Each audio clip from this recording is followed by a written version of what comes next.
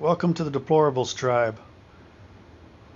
This video is going to show you a little bit how a breeding area is that we have.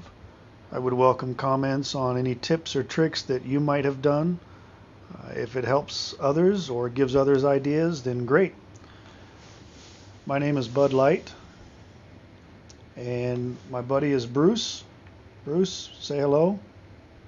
Yeah, that's Bruce. And this is the Deplorables tribe. So we're going to go over here and take a look at the breeding area.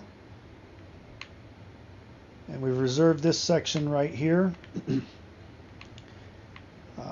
In order to make it easy to offload the meat that we need during the breedings, we've created this little station here. So we come in with the animal. We've got an airlock right here. So we'll bring the loaded animal in through the gates, bring them up here, close this part of the airlock, ensure there's no little creatures, troodons, things like that. Move the animal in, close the door, and the animal will typically be where this wyvern is. And we've got a little walkway right up here that gives us access to both the animal, where are we at here, and to our ovens.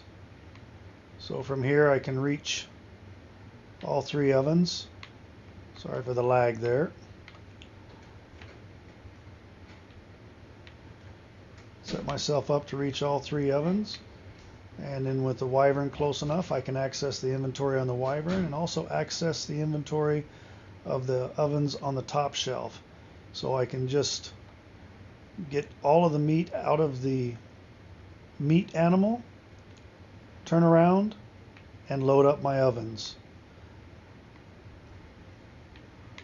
Once those are done, I can then move them from out of here and up into the refrigerators, or over here into the refrigerators. So this area right along here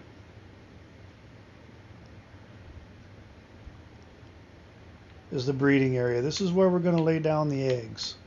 So I'll grab one out of here. These are just trash eggs. I'll go ahead and set this down. The important thing here is to press the drop key and not the eat key if you've got an egg that you actually want to hatch. So put him down, and we can see there it's incubating. So that's good to go. Over here I've got the vessel, and inside it I've got preserving salts. Right here is my preserving bin, and this is for the wyvern milk. So when I come back from a wyvern milk run, I'll deposit the milk here. I'm not far away from the wyverns, so it doesn't spoil a lot in my inventory from the time I get the milk to the time I bring it back here.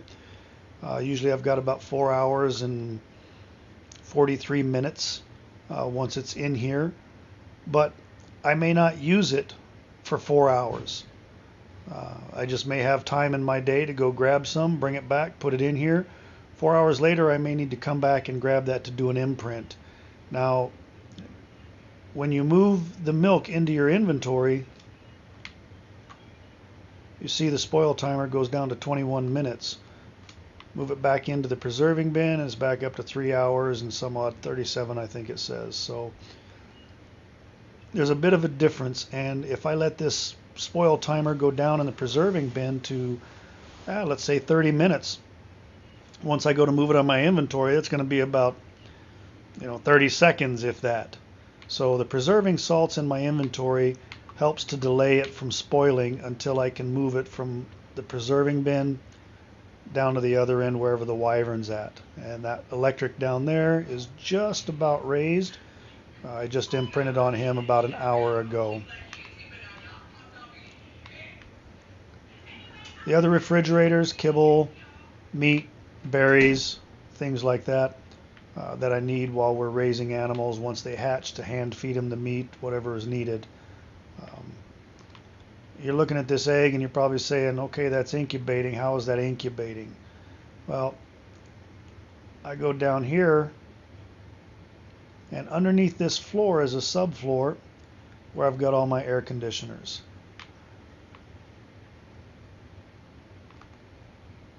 That keeps them up out of the way, keeps the animal. Leave me alone.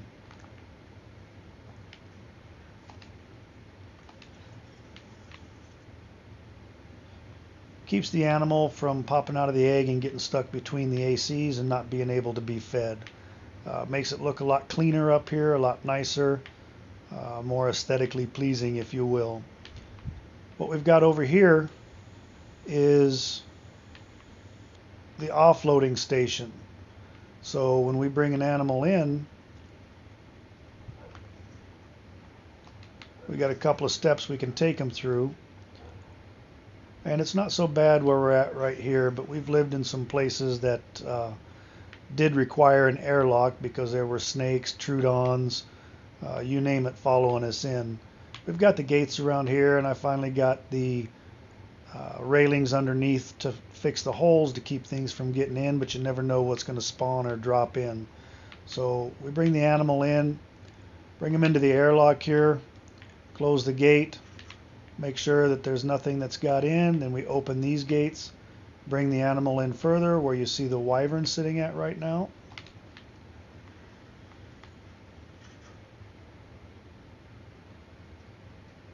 And then we can hop on our shelf right here. And you see I've got 3 ovens right here. And I can position myself where I can access all 3. And then I've got them on the top up here. And position myself where I can access these. Then from here I can access the inventory of the food animal, grab all the meat out at once, and then just access each oven and transfer everything into each oven. And that makes it a whole lot quicker than running back and forth to the ovens with the meat from the animal and worrying about my inventory being too heavy and everything else. I've got preserving bins over here that these are for